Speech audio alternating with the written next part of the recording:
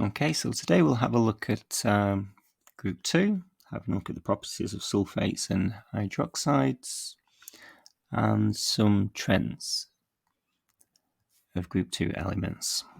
And we'll do this by looking at some Group 2 questions. So, a Group 2 metal, X, fizzes when added to water. When a solution of sodium sulfate is added to a solution of XCl2, a white precipitate is formed. So our white precipitate must be a sulfate precipitate.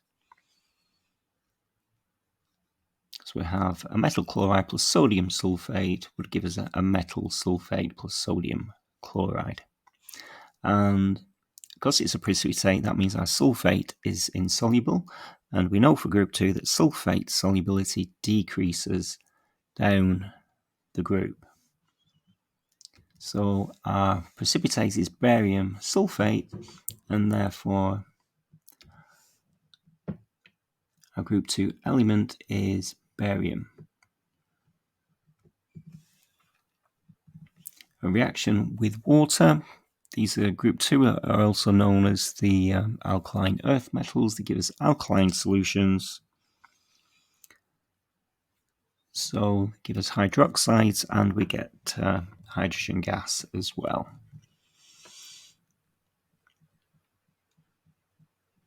And reactivity increases down the group as we get bigger atoms, more shells. It gets easier to lose the outer electrons.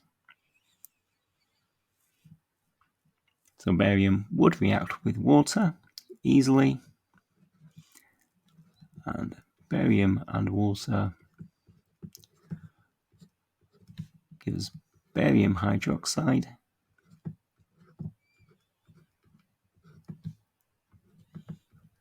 and hydrogen. Then just to balance, 2 oxygens on the right, so we need 2 oxygens on the left, and now everything's balanced.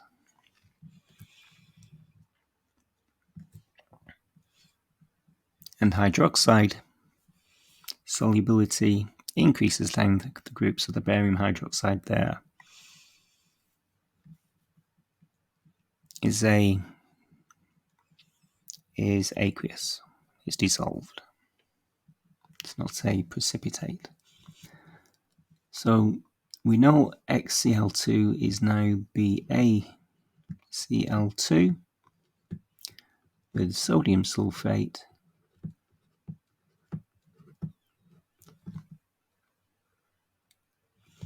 we get the barium sulfate precipitate and 2 sodium chlorides. Because it's a precipitate, we could write that ionically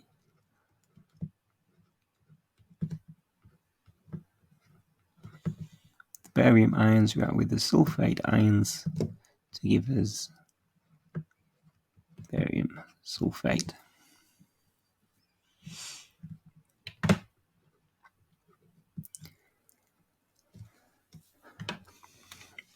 So a group 2 metal Y has no visible reaction with water. When a reaction of potassium hydroxide is added to a solution of the metal nitrate, a white precipitate is formed. So it's not very reactive, and we know reactivity increases down the group as it gets easier to lose outer electrons.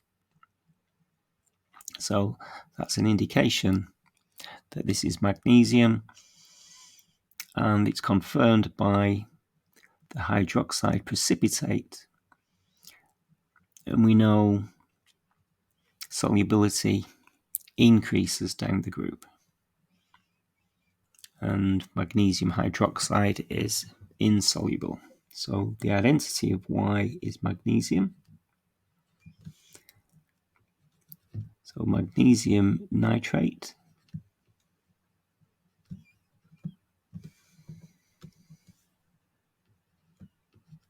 with potassium hydroxide gives us magnesium hydroxide precipitate and potassium nitrate.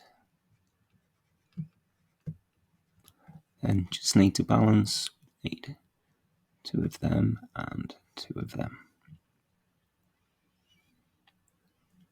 And again, we could have, because it's a precipitate, we could just show the precipitate forming from its ions.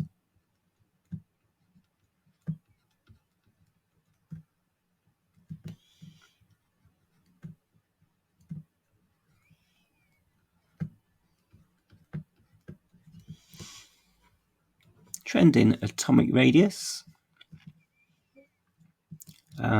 Get more electrons, so we've got more electron shells, so there's an increase in atomic radius because we've got more electron shells. Trend in the melting points from magnesium to barium.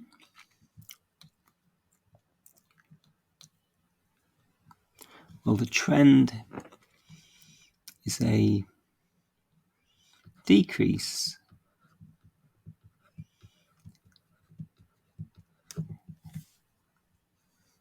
in melting point because we're getting a weaker metallic bond.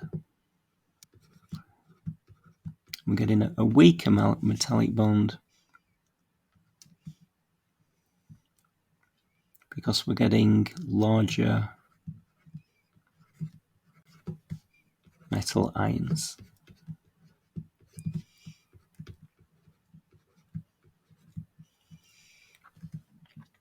With the same charge and therefore have a lower charge density and therefore weaker attraction for the delocalized electrons.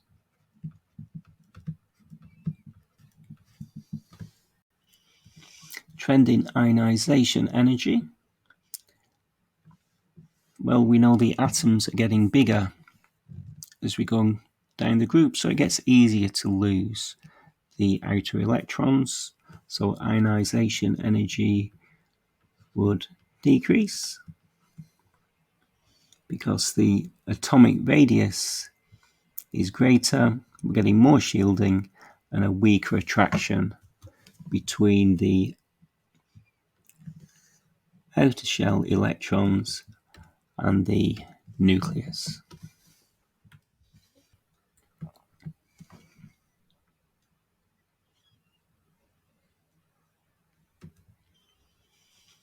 And question 2, radium is the element below barium in group 2. To state whether or not each of the following is soluble in water. So hydroxides, we know increase in solubility down the group because magnesium hydroxide is insoluble, and then we increase in solubility. So we would expect radium hydroxide to be soluble. And we know sulfates decreasing solubility. So magnesium sulfate is soluble, but as we go down, we get less soluble. Barium sulfate is insoluble, so radium sulfate would be more insoluble. Atomic radius would be more or higher. So atomic radius increases down the group because we get more shells of electrons. Is the first ionization energy of radium more or less than that of barium?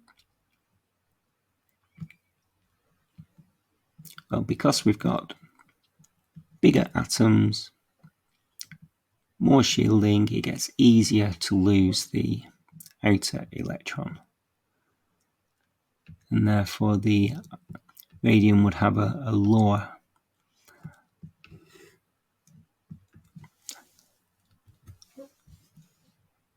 ionization energy, so it's got a greater atomic radius, more shielding, and therefore a weaker attraction between the outer shell electrons and the nucleus.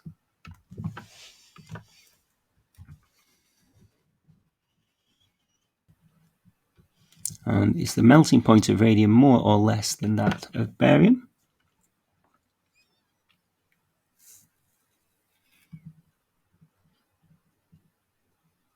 So as the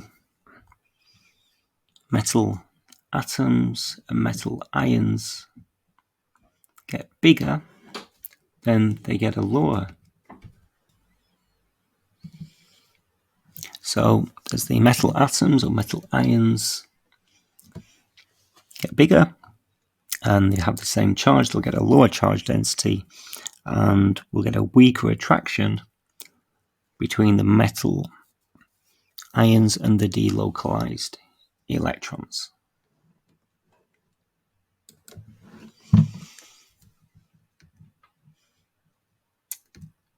So lower melting point, weaker metallic bonding because the metal ions or atoms are larger, therefore have a lower charge density and a weaker attraction between the metal ions and the delocalized electrons.